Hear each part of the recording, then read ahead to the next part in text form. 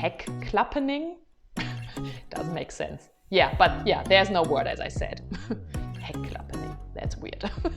And I'm wondering if that's actually legal, but you can see that everywhere. People are having a good time, but then thinking about calling them Bachelor and Bachelor, that doesn't sound right.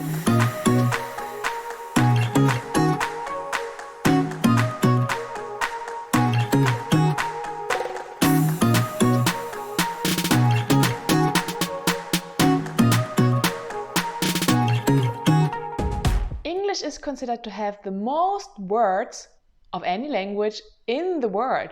So there must be a few words that don't translate into German, and that's what we will talk about today.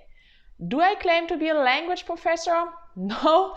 In fact, English was always my weakest subject in school, and a few weeks ago I uploaded a video why I think English is ridiculous hard for a German, including me, to learn. So if you out there know more than I do, you know the game, leave me a comment, and that way we can all learn from each other. The first one is to propose, to ask someone to marry you. Can you believe that there's no German word for this? Of course, you can say jemanden einen Heiratsantrag machen, which back translates into to make a marriage proposal, or you can say eine Hand anhalten, which means to ask for someone's hand. And back in the days, you would not only ask the girl you want to marry that question, but you would also go and see the dad and basically say, ich möchte die Hand ihrer Tochter anhalten, which is, I would like to ask for your daughter's hand. But anyway, so as you can see, there is no single word for to propose. There's no verb for it. He proposed to me. Hat mir einen Heiratsantrag gemacht. Germans, that's way too complicated. We need a word for this. Okay, how can I describe the next word? Let's say you're watching your favorite show and then the main character is suddenly face to face with a life-threatening situation and then the screen goes black. It's a typical cliffhanger. You know, and of course they do it because they want you to keep on watching. And by the way, I hate it, but okay, that's not the topic of today's video. We were talking about translations, but guess what? There is no translation for the word. And I Googled and I found out that the word cliffhanger even made it into the German dictionary. So we basically just stole the word because we had none. And you can write it like this, or like that, which I think looks a little bit funny, but okay. Well, the translation would actually be Klippenhänger, so that would be the German word, but no, it's not Klippenhänger in German. No, we just say Cliffhanger. The next one is toddler, and I know that the translation would be Kleinkind, so little kid, but I think toddler fits them so much better. And if you look up the meaning of toddler in the English dictionary, it says a young child, especially one who is learning or has recently learned to walk. And thinking about this, you can actually picture a toddler.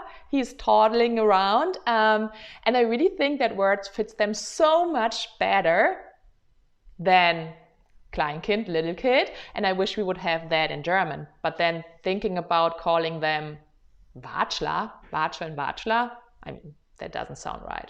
But yeah, I love the word toddler.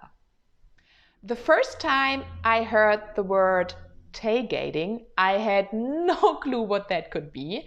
So a tailgate is eine Heckklappe. It's kind of a trunk, but a very specific one. So I think of it like when you can open it drop down kind of way, like when you think of a truck, then it's called a tailgate, while a normal car has a trunk. I hope that's right, so let me know if that's not the case, but I think that's what it is. So tailgating is a social event, I would call it, which happens at parking lots before and after a sports game or a concert. And the first time I saw it is when we went to a Backstreet Boys concert, and everyone, you know, had the back of the cars open up, and they had food and alcohol, and just, you know, they had a good time. Which actually surprised me, because if you watch one of my last videos, you know that it's not okay to drink in public. And then I was wondering what they will do with the open bottles. I mean, if they haven't finished the whole thing, because it's not allowed to drive around with open bottles of alcohol, as I learned. So yeah, that was a bit surprising to me. And I'm wondering if that's actually legal, but you can see that everywhere. People are having a good time. Anyways, that doesn't exist. I mean, the thing in general doesn't exist in Germany. And then, of course, there doesn't exist a word for it. What would it be? Heckklappening?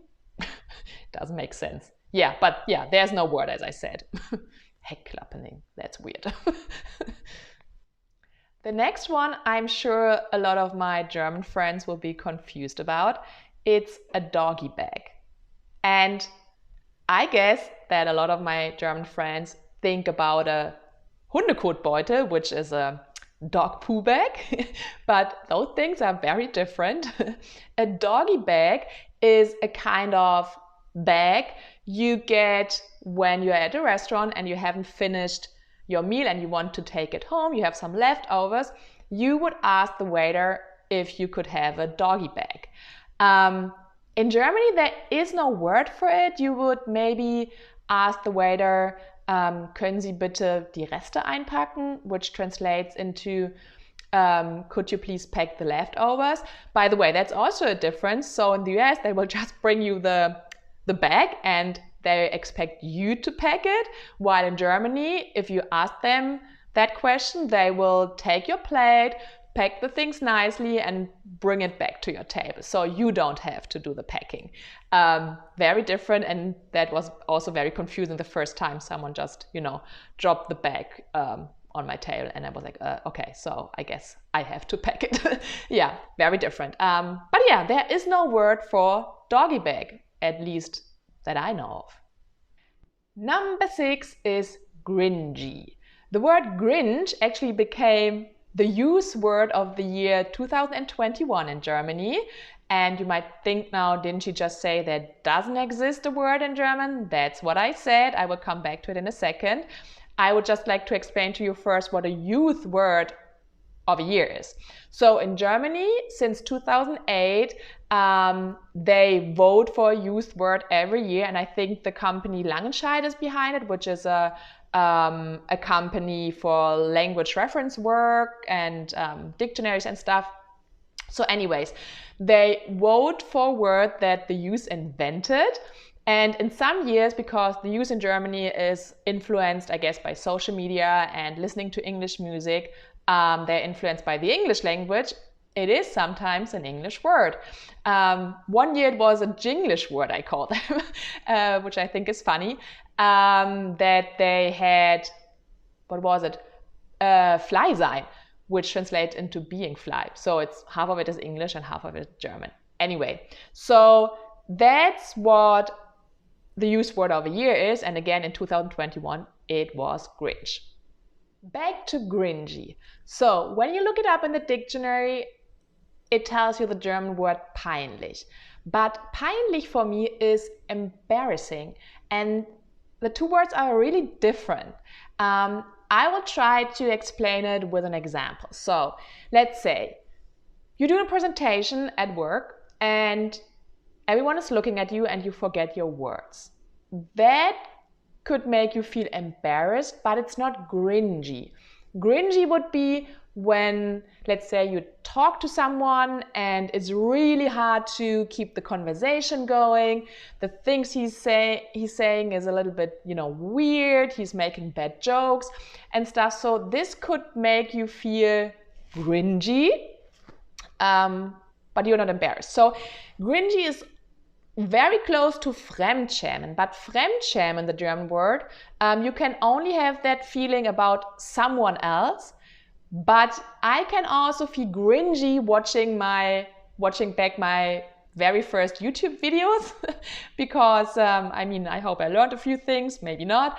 Anyways, though, I could feel cringy watching my videos. So there, again, is a little difference between fremdschämen and cringy. I think the best way to describe the word is the word itself. It's cringy. I don't know. Does that make sense?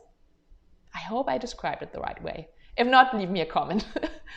Excited is also a word that's not really translatable into German.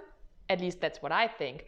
Because you would think excited is aufgeregt, but aufgeregt can also be used in a negative context, while excited is always positive. So maybe begeistert would be closer to excited than aufgeregt.